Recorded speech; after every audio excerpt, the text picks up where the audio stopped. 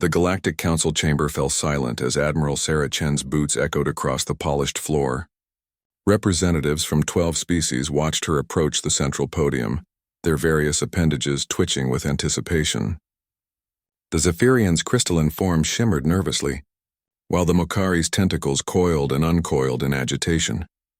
Sarah stopped before the towering holographic display showing the current war statistics. Red zones indicated Zerathi-controlled territory, spreading like a plague across 3 spiral arms of the galaxy. The numbers were staggering. 847 worlds lost, 2.3 billion casualties across all species, and the enemy advancing on 17 fronts simultaneously. Honored delegates, Sarah began, her voice carrying clearly through the chamber's translation matrix. For 3 years, humanity has fought alongside you against the Zerathi threat. We've bled on your worlds, died for your causes, and asked for nothing in return except the promise of mutual cooperation. Council Prime Thexlon, a towering insectoid with compound eyes that reflected the chamber's lighting, clicked his mandibles impatiently. Admiral Chen, we appreciate humanity's contributions, but surely you're not here to recite history. The situation grows more desperate by the day. Sarah nodded grimly. Indeed it does, Prime. Which is why I'm here to inform you that effective immediately all human forces are withdrawing from active combat operations. The chamber erupted. Delegates leaped from their seats, their voices creating a cacophony of outrage and disbelief. The Vorthak ambassador's fur stood on end as he roared something that the translators politely rendered as extreme displeasure. Even the usually stoic crystalline collective representatives began emanating distressed harmonic frequencies. This is madness, shouted Ambassador Ylvera of the Centauri Alliance, her blue skin darkening with emotion. You cannot abandon us now when we need you most. Sarah waited for the chaos to subside before continuing. We're not abandoning anyone. We're simply changing our approach to this conflict. Changing your approach? Thexlon's voice dripped with contempt. The Zerathi have overrun the Kepler colonies. The Andorian defense grid fell yesterday. Half the outer rim is in flames, and you speak of changing approaches? The human admiral's expression remained calm, almost serene. Tell me, Prime Thexlon, in the 3 years we've been fighting this war together, how many strategic councils have included human representatives in the planning phase? The question caught the Prime off guard. His compound eyes shifted nervously. The council makes decisions based on consensus among founding members. Humanity, while valued, is still considered a junior partner in galactic affairs. Exactly. Sarah's smile was cold. For 3 years, you've treated us as expendable shock troops. You've sent human fleets into suicide missions while keeping your own forces in reserve. You've dismissed our tactical suggestions, ignored our intelligence reports, and consistently underestimated both our capabilities and our strategic thinking. Ambassador Kethmar of the Rigel Federation, his serpentine form coiling defensively, interjected, Your species is young, Admiral. You lack the experience that comes with millennia of galactic warfare. Young, perhaps, Sarah replied, but not naive. While you've been fighting this war with traditional tactics unchanged for the past 1,000 years, we've been studying the Zerathi, learning their patterns, understanding their weaknesses. She gestured to the holographic display, which shifted to show detailed analysis charts. The Zerathi aren't just random destroyers. They're methodical. They have a purpose, a pattern to their conquests. But every time we've tried to share this intelligence, we've been told to stick to fighting and leave the thinking to our betters. The chamber had grown quiet again, but the tension was palpable. Sarah could feel the weight of 12 species' desperate hope and growing anger pressing down on her. So what exactly are you proposing, Admiral? Thexlon asked, his voice carefully controlled. We're going home, Sarah said simply. All human forces, all human ships, all human personnel. We're withdrawing to human space and sealing our borders. And leave us to die? Ylvera's voice was barely a whisper. Sarah's expression softened slightly. No, Ambassador. We're leaving you to learn. For too long, this alliance has been a hierarchy with humanity at the bottom. You've relied on our willingness to die for causes we weren't allowed to help plan. That ends now. She turned to address the full assembly. When you're ready to treat humanity as an equal partner, when you're ready to listen to our ideas instead of just using our soldiers, you know where to find us. Until then, you'll have to face the Zerathi with the same tactics that have failed for 3 years running. The silence that followed was deafening. Sarah could see the calculations running behind their eyes. the desperate arithmetic of war without human forces. Humanity provided nearly 40% of the Alliance's military strength and almost 60% of its rapid deployment capabilities. You're condemning billions to death, Thexlon said finally. No, Sarah replied, turning to leave. You did that when you decided our lives were worth less than your pride. We're just declining to enable it any longer. As she walked toward the exit, her footsteps echoing in the stunned silence, Sarah added one final thought without turning back. The offer stands, honored delegates. Equal partnership, equal voice, equal respect. When you're ready for that conversation, humanity will be waiting. The chamber doors sealed behind her with a soft hiss, leaving 12 species to contemplate a war they suddenly weren't sure they could win. Outside, Sarah's aide, Lieutenant Commander Rodriguez, was waiting with barely contained anxiety. Admiral, are you certain about this course of action? Sarah looked out through the station's massive viewport at the stars beyond. Somewhere out there, the Zarathi continued their relentless advance. Somewhere else, human fleets were already receiving their withdrawal orders. Michael, she said quietly, sometimes the only way to teach someone your worth is to show them what they lose without you. The galaxy is about to learn that lesson the hard way. 2 weeks after the human withdrawal, the first major defeat came at the Altair Junction. The strategic star system, which controlled shipping lanes to 3 different sectors, fell in less than 18 hours. Without human rapid response fleets to plug the gaps in their defensive lines, the Allied forces found themselves overwhelmed by Zarathi battle formations that seemed to anticipate every move. Admiral Zeth Kora, of the Vorthek Navy, stood before the tactical display in the Alliance's new command center, his usually pristine fur matted with stress. Red markers indicated 17 more systems under immediate threat, while orange warnings showed Zarathi scout fleets probing defenses across the entire front. How did they break through the Altair defenses so quickly? He growled, his massive claws clicking against the display console. Captain Yilvera, recently promoted to tactical coordinator after the previous coordinator's nervous breakdown, manipulated the holographic replay with shaking hands. The Zarathi used a new formation we've never seen before. 3-pronged assault with synchronized timing. Our defensive protocols assumed we'd have human reinforcements, arriving within 6 hours. But there are no human reinforcements, muttered Admiral Thexlon from his position at the communications array. His compound eyes had lost their usual brightness, dimmed by 2 weeks of cascading defeats. And there won't be any. The command center's atmosphere was thick with the pheromones of fear and desperation. Since the human withdrawal, they'd lost 8 major systems, had 13 supply lines severed, and faced refugee crises on dozens of worlds. The carefully planned defensive matrix that had held for 3 years was crumbling like ancient parchment. Perhaps, suggested Ambassador Kethmar, his serpentine form coiled tensely around his chair, we should consider reaching out to the humans again. A diplomatic overture. Thexlon's mandibles clicked sharply. Absolutely not. We will not grovel before a species that abandoned us in our darkest hour. Pride won't stop Zarathi battle cruisers, Yilvera said quietly, but loud enough for everyone to hear. The Centauri ambassador had aged visibly in the past 2 weeks, the blue tint of her skin now pale and sickly. What exactly do you propose? Zeth Kora asked, though his tone suggested he already knew he wouldn't like the answer. Yilvera activated a new section of the display, showing communication logs. 3 days ago, we received a message from Admiral Chen, not through official channels, but through back-channel diplomatic networks. She offered to meet with a small delegation to discuss alternative arrangements. The silence that followed was broken only by the soft humming of the station's life support systems and the occasional clicking of Thexlon's nervous mandible adjustments. What kind of alternative arrangements? Kethmar asked finally. She didn't specify, but the message included detailed tactical analysis of the Altair defeat, including predictions about future Zarathi movements that have proven frighteningly accurate. Zeth Kora's ears flattened against his skull. Are you suggesting that the humans somehow predicted the Altair assault? I'm suggesting that Admiral Chen warned us it would happen exactly as it did, 3 days before it occurred. The message is time-stamped and verified. The implications hung in the air like a toxic cloud. If the humans had known about the Altair attack and hadn't warned them through official channels, it raised disturbing questions about what else they might know. Thexlon pulled up the communication log himself, his compound eyes scanning the data with increasing agitation. This intelligence is far more detailed than anything our own scouts provided. How could the humans have access to this level of Zarathi operational planning? Maybe, Ylvera said carefully. That's something we should ask them.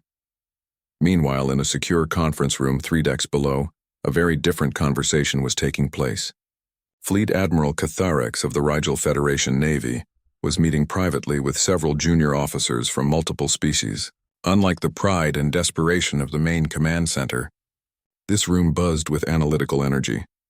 "Show me the pattern analysis again," Catharex said to Lieutenant Commander Vexani, a young Mokari officer whose tentacles moved with nervous precision over her data pad. "Sir, the humans weren't just providing military support," Vexani explained, her translation implant rendering her chemically based language into standard galactic. They were conducting deep intelligence operations that we never knew about. Look at these communication intercepts.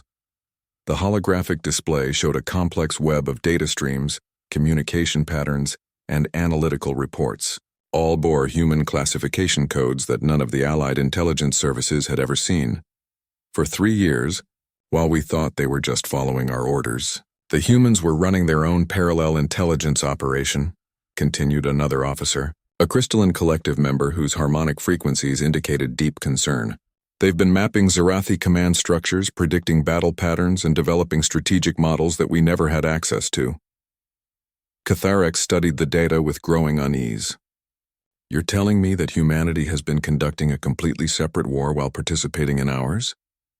"Not separate, sir. More like comprehensive. They've been thinking several moves ahead while we've been responding to immediate threats." The Admiral's scaled features darkened. "And now they've taken all that intelligence with them." The young officers exchanged glances. Lieutenant Commander Vexani's tentacles curled nervously. "Sir, there's something else. The human withdrawal wasn't just military personnel. They've also recalled all their deep space reconnaissance teams, their embedded intelligence officers, and their cultural liaisons." Cultural liaisons? Humans who had been living and working in our societies for years. Learning our languages, understanding our decision-making processes, our military doctrines, our political structures. They're all gone now. Catharex felt a chill run down his spine. How many? Over 2,000 individuals across all member species. People we thought were just part of the community. Students, researchers, trade representatives, technical advisors, all recalled within 48 hours of Admiral Chen's announcement. The implications were staggering.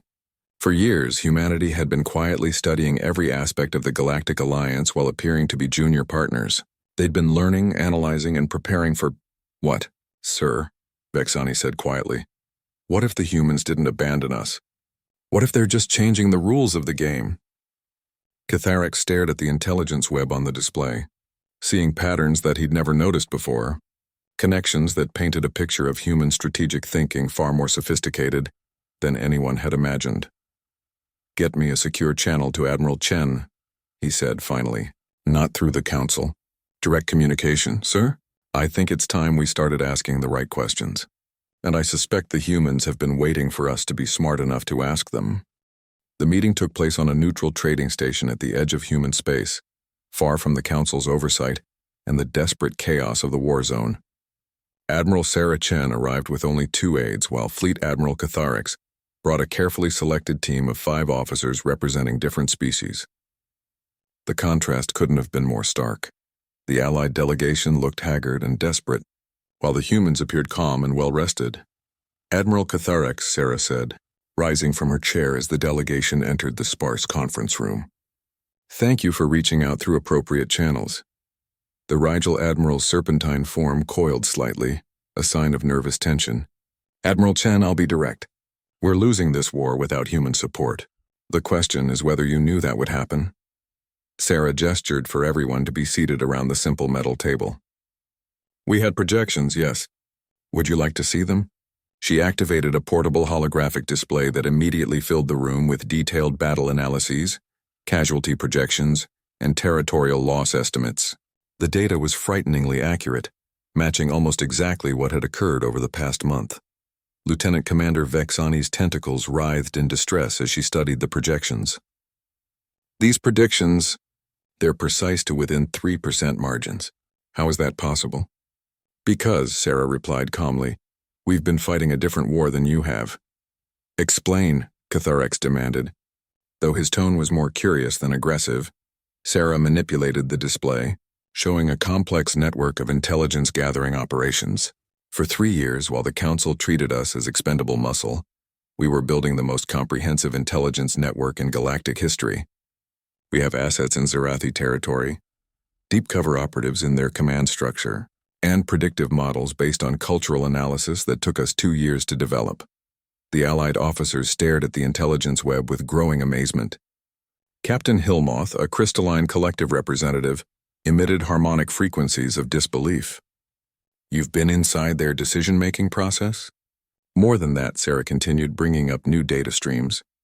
We've been studying the Zerathi for 30 years since first contact.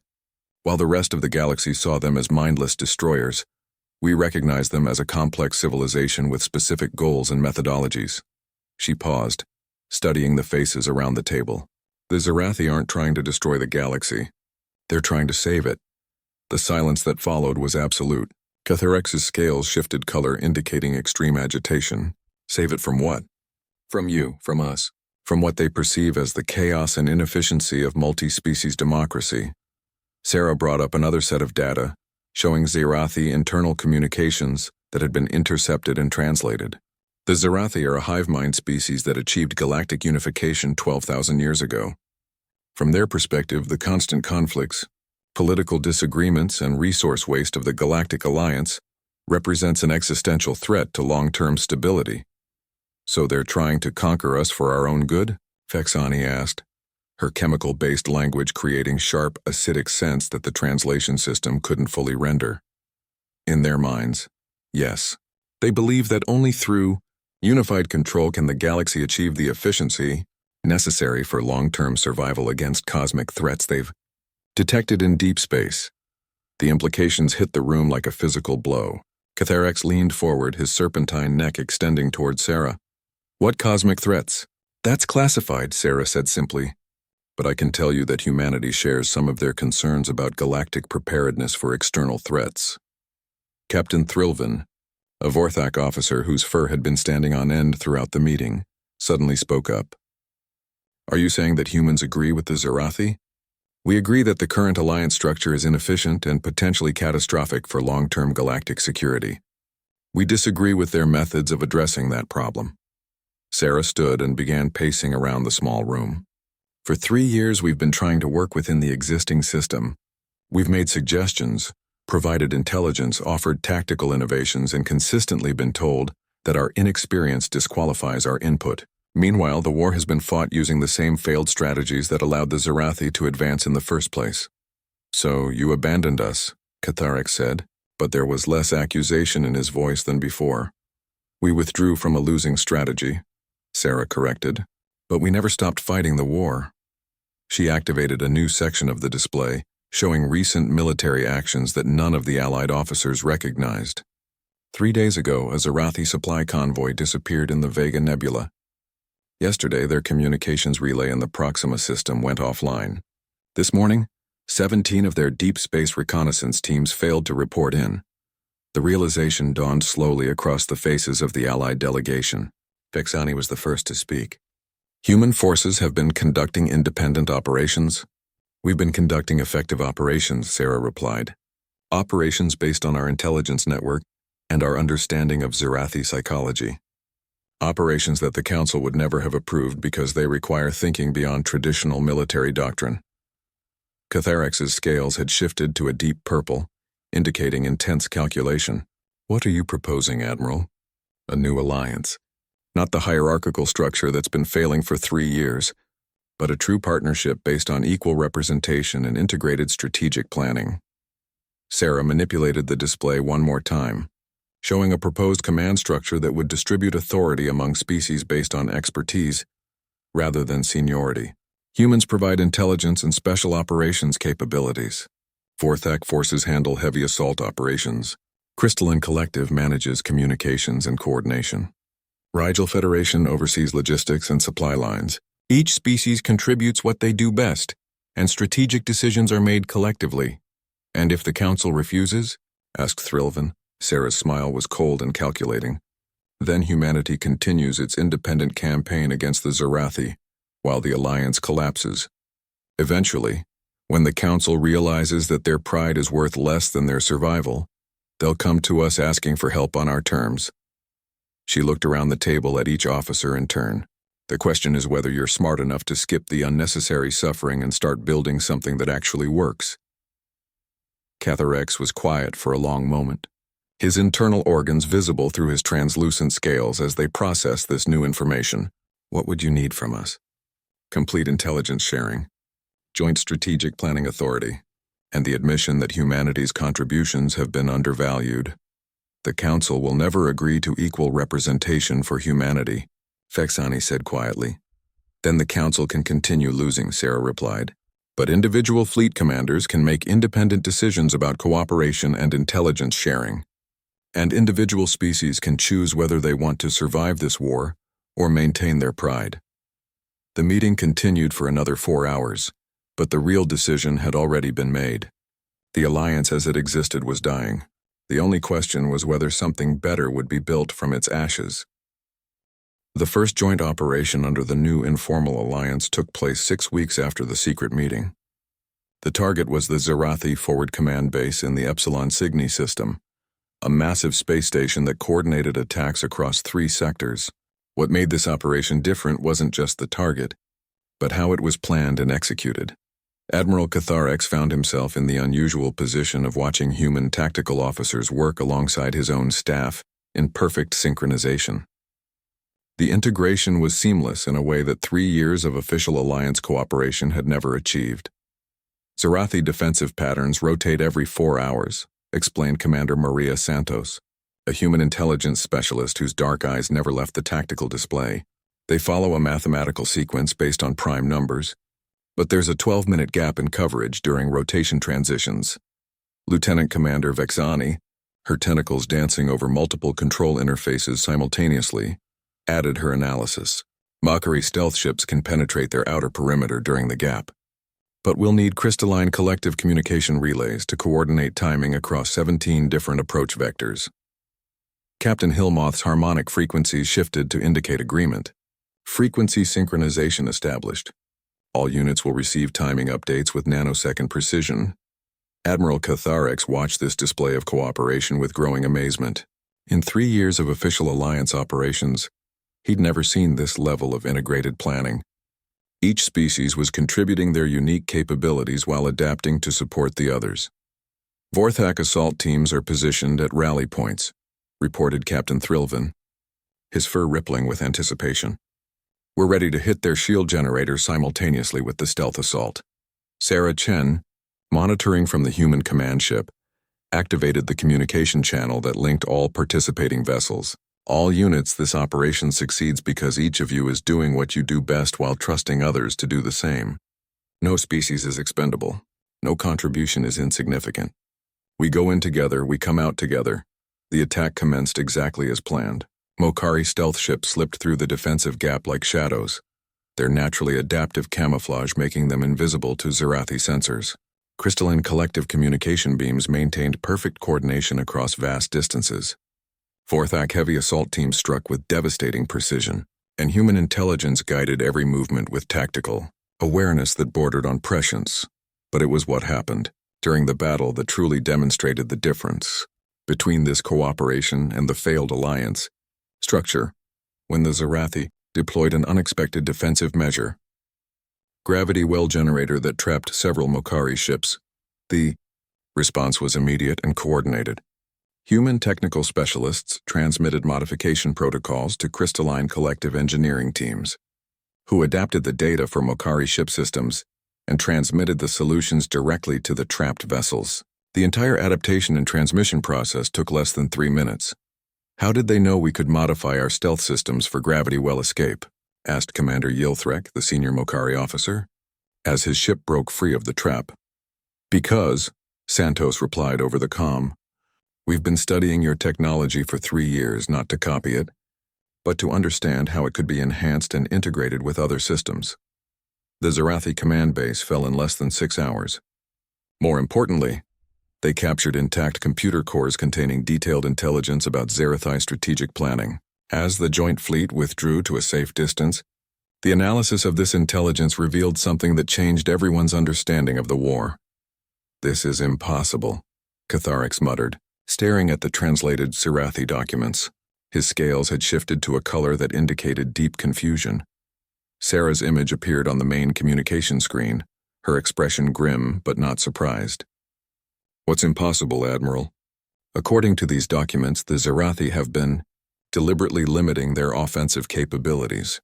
They could have overrun the entire alliance months ago, but they've been restricting their attacks to maintain a specific rate of territorial acquisition."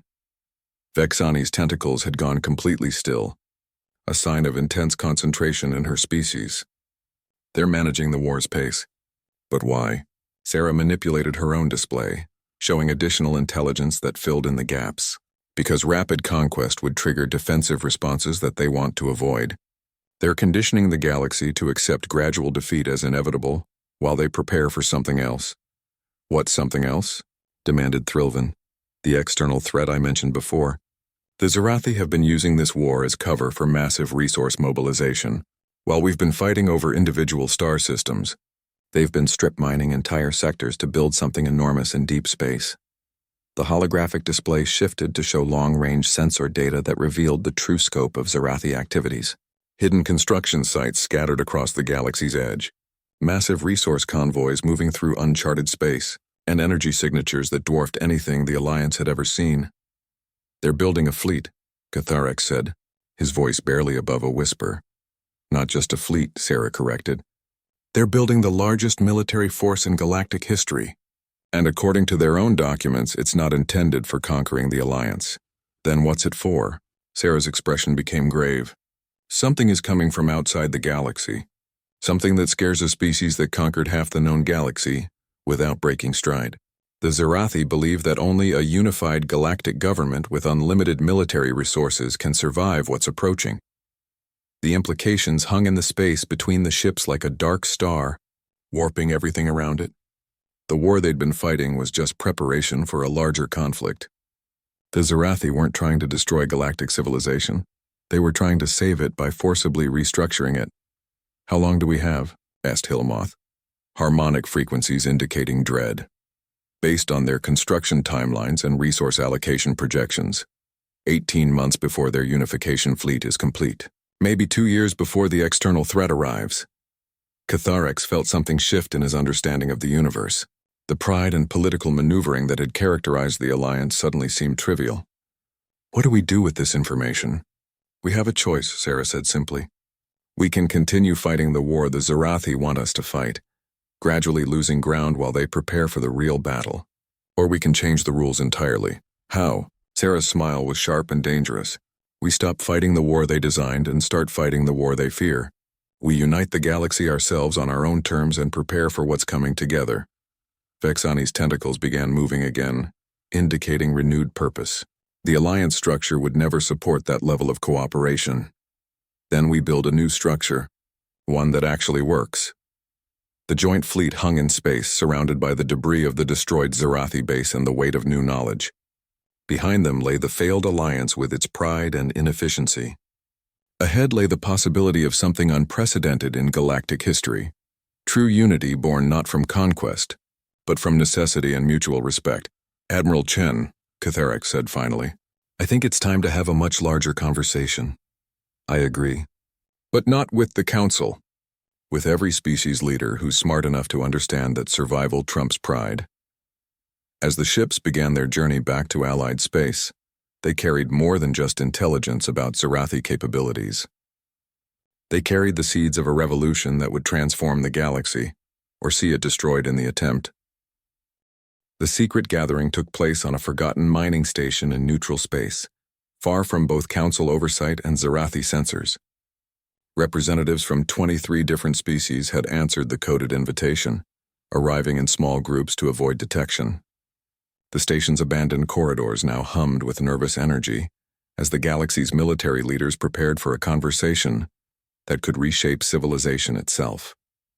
Admiral Sarah. Chen stood before the assembled delegates in what had once been the station's main cargo bay.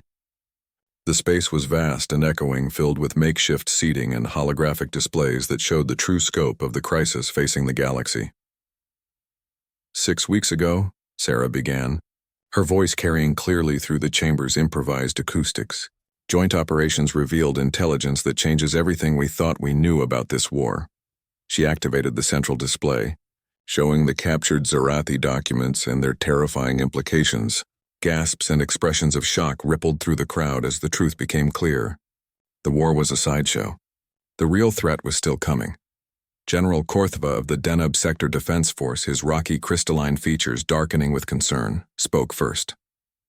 If this intelligence is accurate, then every strategic decision we've made for 3 years has been based on false assumptions. Worse than that, added Fleet Commander Zil Nara of the Tau Ceti Collective, her normally melodious voice strained with tension. We've been playing exactly the role the Zarathi designed for us. Inefficient, divided, gradually weakening ourselves while they prepare for the real war. Admiral Ketharex, who had become the unofficial coordinator of this gathering, manipulated the display to show current military dispositions.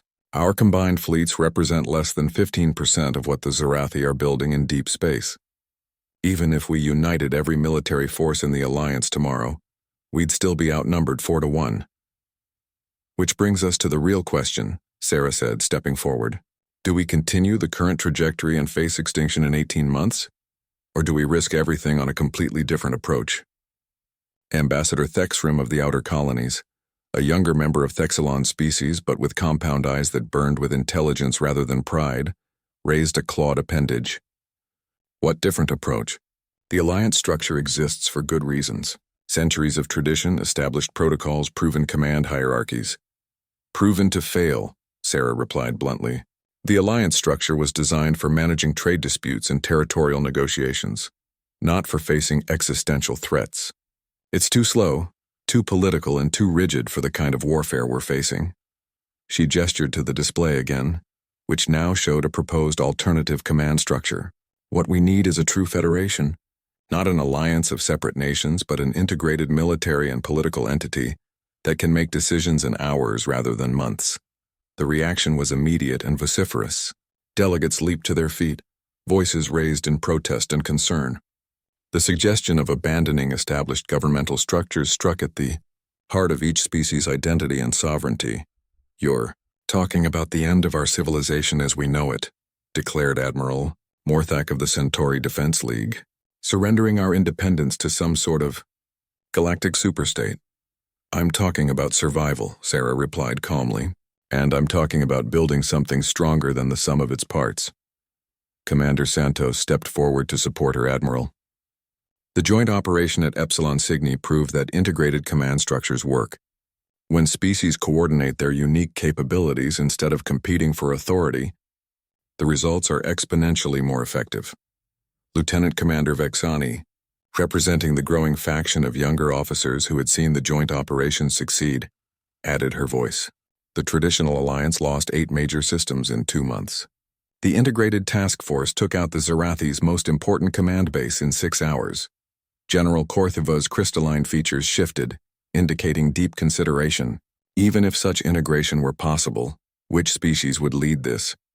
Federation? Who would make the ultimate decisions? The question hung in the air like a challenge. Every delegate in the room represented proud civilizations with their own claims to leadership and their own fears of subjugation. Sarah smiled, and for the first time since the meeting began, it was a warm, genuine expression. That's the beautiful part. No one leads it. Everyone does. She activated a new section of the display, showing a radical command structure unlike anything the galaxy had ever seen. Rotating leadership based on expertise rather than seniority. Strategic decisions made by councils of specialists rather than political appointees.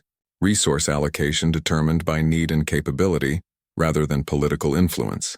It would never work, protested Admiral Yethkora of the Rigel Defense Force. Too many competing interests, too many potential conflicts. It's already working, Catharex interjected. The task force that destroyed the Zarathi base operated under exactly these principles. 23 different ship classes from 7 species, coordinated through integrated command protocols, with tactical authority distributed based on real-time expertise rather than predetermined hierarchy. He brought up operational data from the recent mission. Response time for tactical adaptations, 3 minutes average. Resource efficiency, 47% better than Alliance standard. Casualty rate, 63% lower than projected. The numbers spoke for themselves, but Sarah could see the fear in many faces. Fear of change, fear of loss of control, fear of the unknown. "I understand your concerns," she said, addressing the room's anxiety directly. "You're being asked to abandon systems that have defined your societies for millennia. But consider the alternative."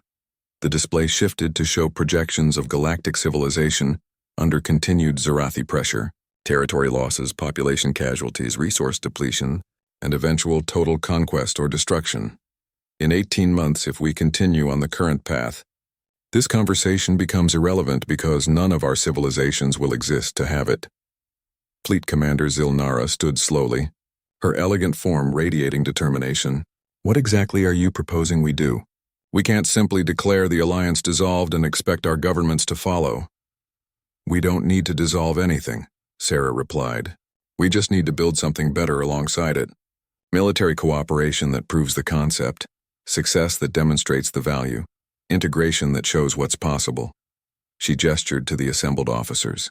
"Everyone in this room commands significant military assets. Everyone here has the authority to make operational decisions within their sectors. What if we simply coordinated those decisions more effectively?" Admiral Catharix understood immediately. "A shadow federation, operating within existing structures but following new protocols." "Exactly. We begin with joint operations like Epsilon Cygni. We prove that integrated command works. We demonstrate results that traditional alliance structures can't achieve. And we do it all while maintaining the fiction that we're operating under existing authority." The room buzzed with conversation as delegates considered the implications. Some looked intrigued, others worried. But all of them looked engaged in a way that formal alliance meetings had never achieved. "How long before we could assess whether this approach is viable?" asked Commander Rilthon of the Perseus Armed Defense Grid. 3 months, Sarah replied confidently. 3 months of coordinated operations, shared intelligence, and integrated planning. If it works, we expand the program. If it doesn't, we fall back to traditional approaches and accept whatever fate awaits us. And if our governments discover what we're doing, Sarah's expression became serious, then we hope they're smart enough to see the results before they stop the process. The meeting continued for 6 more hours, working through details of communication protocols, command structures, and operational security. By the end, 21 of the 23 delegates had committed their forces to the experimental federation. The 2 holdouts agreed to maintain operational security while observing the results. As the gathering dispersed, Admiral Catharix approached Sarah privately. "You realize that if this fails, we'll all be court-martialed for insubordination." "And if we don't try it," Sarah replied, "we'll all be dead in 18 months. I'll take court-martial over extinction any day." Catharix's scales shifted to a color indicating grim amusement. "When you put it that way, the choice seems obvious." As the last delegates departed for their respective fleets, the abandoned mining station fell quiet again. But the conversation that had taken place there would echo across the galaxy, carried in coded messages and secret protocols that would either save galactic civilization or destroy it in the attempt. 3 months after the secret gathering, the Shadow Federation had achieved what the formal alliance couldn't accomplish in 3 years. 17 major Zarathi installations had been destroyed, their supply lines disrupted, and their territorial expansion completely halted. More importantly, casualty rates among Federation forces had dropped by 70%, while mission success rates soared to unprecedented levels. The success hadn't gone unnoticed. Admiral Thexlon stood in the formal Alliance Council chamber, his compound eyes reflecting the harsh lighting as he faced a room full of increasingly desperate political leaders. The official war effort continued to deteriorate even as mysterious, unattributed attacks devastated Zarathi positions across multiple sectors. "Honored delegates," Thexlon began, his voice carrying the weight of 3 months of military failures, "we face a crisis that transcends political considerations. Someone is conducting highly effective operations against the Zarathi, and we need to understand who and how." Ambassador Yilvera, looking even more haggard than during the human withdrawal crisis, activated the chamber's main display. Intelligence suggests coordinated multi-species operations using tactics we've never seen before. The precision and effectiveness indicate access to information sources we don't possess. Are you suggesting alien involvement beyond known species? Asked Council Prime Morthen, his crystalline features resonating with confused harmonics. I'm suggesting, Yilvera replied carefully, that some of our own military commanders may be operating outside official channels. The accusation hung in the air like a toxic cloud. Several delegates shifted uncomfortably while others leaned forward with interest. That would constitute treason, declared Ambassador Kethvar, his serpentine form coiling defensively. Military forces operating without government authorization, conducting unauthorized combat operations. Unauthorized, Thexelon said quietly, but effective. The mysterious task force has achieved more in 3 months than our official forces accomplished in the previous year. Meanwhile, aboard the human command ship Resilience, Admiral Sarah Chen was reviewing battle reports from the latest Federation operation. The assault on the Zarathi's primary shipyard in the Vega system had exceeded all projections, destroying not just the construction facility, but capturing intact several prototype vessels whose technology would revolutionize galactic defense capabilities. Admiral, Commander Santos reported, we're receiving priority communications from Admiral Catharex. The Alliance Council is demanding answers about recent operations. Sarah smiled grimly. I'm surprised it took them this long to notice. What's Catharex's assessment? He believes we have perhaps 2 weeks before formal investigations begin. Several government intelligence services are actively trying to identify command structures and communication protocols. And our operational security? Holding but stressed. 21 different species maintaining communication discipline while conducting joint operations. It's impressive how long we've kept this quiet. Sarah nodded thoughtfully. The Shadow Federation had always been intended as a temporary measure, a proof of concept that would either demonstrate the value of true cooperation or provide a foundation for something more permanent. The time had come to decide which path to follow. Contact all Federation commanders, she ordered. Emergency coordination meeting in 12 hours. Location. Make it somewhere dramatic. The meeting convened in the ruins of the ancient Zarathi research station at Beta Lyrae, recently captured in a Federation operation that had required perfect coordination between 11 different species. The symbolism wasn't lost on anyone. They were literally standing in the wreckage of what integrated cooperation could accomplish. Admiral Catharex arrived first, his scales showing the distinctive coloration of stress and anticipation. Sarah, the political situation is becoming untenable. 3 separate intelligence services are investigating unusual military activities, and at least one government has specifically asked about human involvement in recent operations. Fleet Commander Zilnara materialized from her ship's teleportation system, her elegant form carrying visible tension. My government has placed a formal inquiry about resource allocation discrepancies. They know something is happening but haven't identified what yet. One by one, the Federation commanders reported similar political pressure. The shadow operations had been too successful to remain invisible, and the formal governments were demanding explanations their military leaders couldn't provide without revealing the truth. Which brings us to decision time, Sarah said, addressing the assembled holographic projections and physical attendees scattered throughout the ruined station. We can dissolve the Federation now, return to formal alliance protocols and hope the Zarathi don't notice that effective resistance has suddenly ended. Or we can go public with what we've accomplished and face the political consequences. General Korthva, his crystalline features reflecting the station's emergency lighting, spoke first. What political consequences? We've demonstrated results that speak for themselves. Court-martial for conducting unauthorized military operations. Admiral Yethkora replied bluntly. Potential treason charges for some species. Political destabilization as governments struggle to explain why their military forces were more effective when operating independently.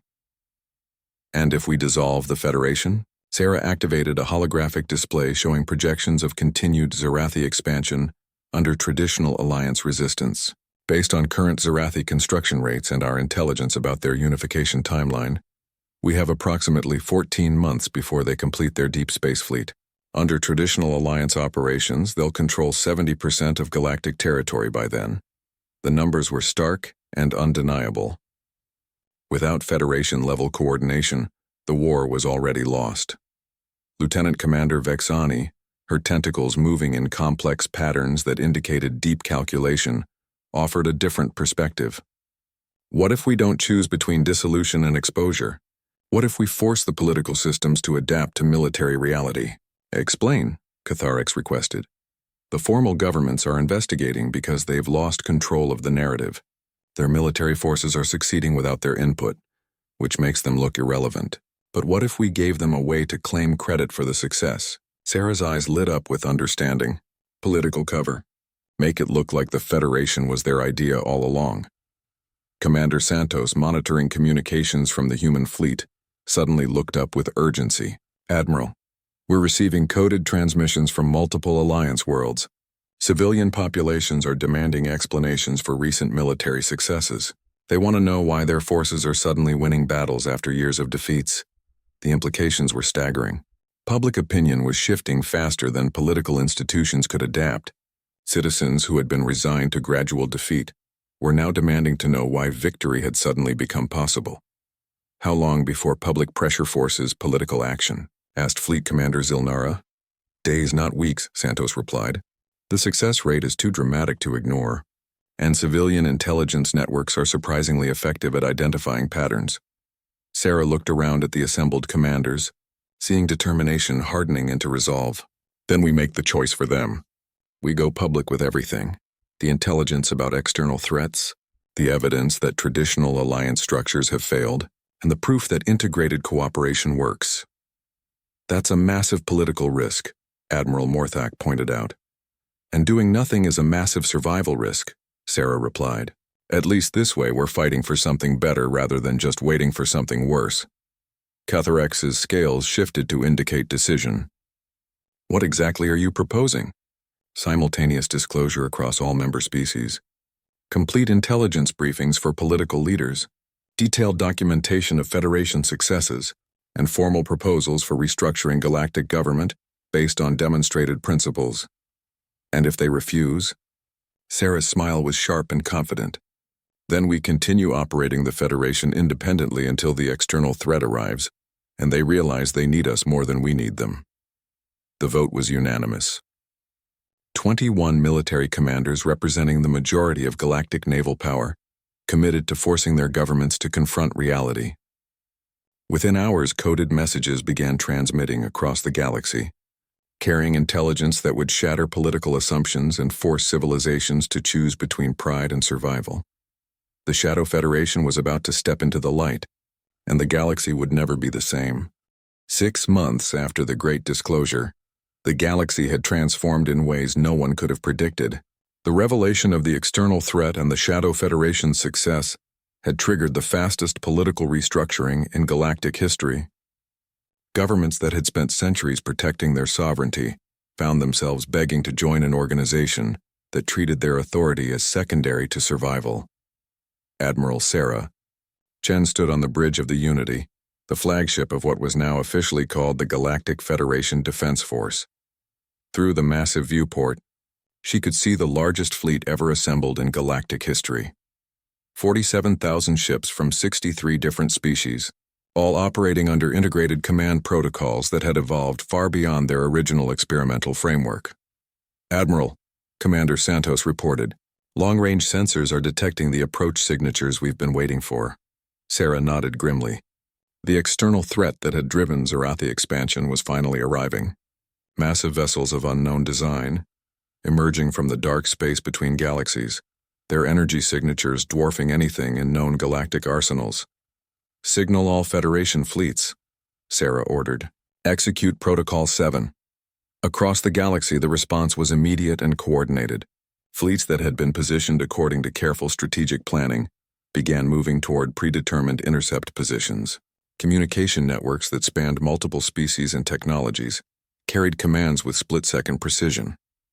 Resource allocation systems that had taken months to develop deployed strategic reserves with mechanical efficiency.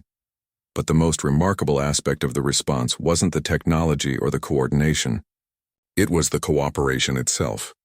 On the bridge of the Rigel defense ship Harmony, Admiral Catharix worked alongside Human, Mokari, and crystalline collective officers as if they'd been training together for decades rather than months. The integration that had begun as a desperate experiment had evolved into something unprecedented. True unity of purpose across species barriers. Zarathi. Fleet is requesting communication, reported Lieutenant Commander Vexani from her position at the advanced sensor station that combined technologies from 7 different species. Put them through, Sarah replied from the Unity. The holographic display activated, showing Zarathi Prime Commander Tholmex, whose insectoid features carried an expression that the translation matrix rendered as profound respect. Admiral Chen, Tholmex began, we acknowledge the legitimacy of the Galactic Federation Defense Force and request permission to integrate our remaining fleets under your command. Structure. The request would have been unthinkable 6 months earlier. The Zarathi, who had spent 3 years trying to forcibly unify the galaxy, were now asking to join a unity they hadn't created and couldn't control. Granted, Commander Tholmex, Sarah replied. Your forces will be integrated under Federation Protocol 12, with tactical authority distributed according to expertise and strategic value. We understand and accept these terms. Our deep space construction projects and military assets are at your disposal. The formal surrender of the Zarathi marked the end of the old galactic order and the beginning of something entirely new. Species that had fought each other for millennia were now working together with an efficiency that bordered on the supernatural. As the external threat drew closer, its true nature became clear through combined intelligence analysis that represented the pinnacle of galactic cooperation. The approaching vessels weren't invaders in any traditional sense. They were refugees from a galaxy that had been consumed by forces beyond current understanding, fleeing toward the only other organized civilization they'd detected. They're not coming to conquer us, Admiral Catharex reported during the final strategic briefing. They're coming because their entire galaxy was destroyed and they need somewhere to survive.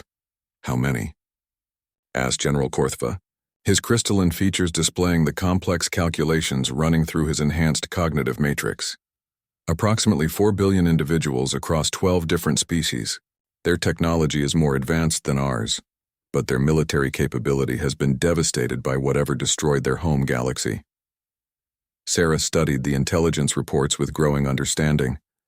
They're refugees, but they're also a test. How we handle their arrival will determine whether the Federation is strong enough to survive whatever threat destroyed their civilization. The external fleet arrived 3 days later, massive ships carrying the remnants of an entire galactic civilization. The first contact protocols that the Federation had developed were put to their ultimate test as representatives from over 70 species worked together to establish communication, assess needs, and coordinate humanitarian responses. What followed was the largest integration effort in galactic history. The refugee species brought technologies and knowledge that revolutionized Federation capabilities, while the Federation provided resources and organization that the refugees desperately needed. Within weeks, the combined civilization was stronger than either component had been independently. But more importantly, the integration demonstrated something that would reshape galactic philosophy for millennia to come.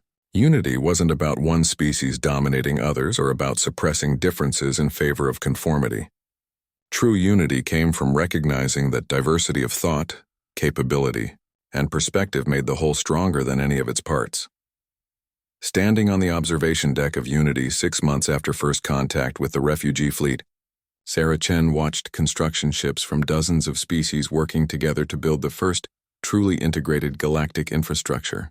Human engineering combined with crystalline collective communication, technology and Zarathi construction techniques to create something that none of them could have achieved. Alone, Admiral Catharex joined her at the viewport, his scales displaying the colors of contentment and purpose. Do you think this is what you envisioned when you walked away from the Alliance Council that day? Sarah smiled, remembering the desperate anger that had driven her decision to withdraw human forces from a war they were losing through institutional stupidity. Honestly, I was just trying to shock them into recognizing that their pride was killing people. I never imagined it would lead to this. And what exactly is this? Sarah gestured toward the construction ships where beings from across 2 galaxies worked together with casual efficiency that would have been impossible under the old Alliance structure. This is what happens when you stop trying to manage differences and start celebrating them. When you stop treating cooperation as a limitation and start treating it as multiplication. The refugees have shared some disturbing intelligence about what destroyed their galaxy, Catharix said quietly. Entities that consume organized matter, forces that feed on entropy, threats that make the Zarathi look like minor pirates. I know, Sarah replied, and we'll face those threats when they arrive. But we'll face them as something our galaxy has never been before. Truly united, truly cooperative, and truly committed to survival through mutual support rather than domination. She turned from the viewport to look at Catharix directly. The day I walked away from that Alliance Council, I thought I was ending something. Turns out I was beginning something better. The final reports from that day would note that the Galactic Federation had achieved complete integration of refugee populations, established defensive perimeters capable of protecting 2 galaxies' worth of civilization, and begun development of technologies that combined the best innovations from over 80 different species. But the real achievement wasn't technological or military. The real achievement was proving that beings from different worlds, different evolutionary paths, and different philosophical traditions could not just coexist, but could thrive together in ways that made all of them stronger. Years later, historians would mark the day humans walked away from the war as the moment when galactic civilization stopped being a collection of competing nations and started being a true community. The day when diversity stopped being a source of conflict and started being a source of strength. The day when the galaxy grew up.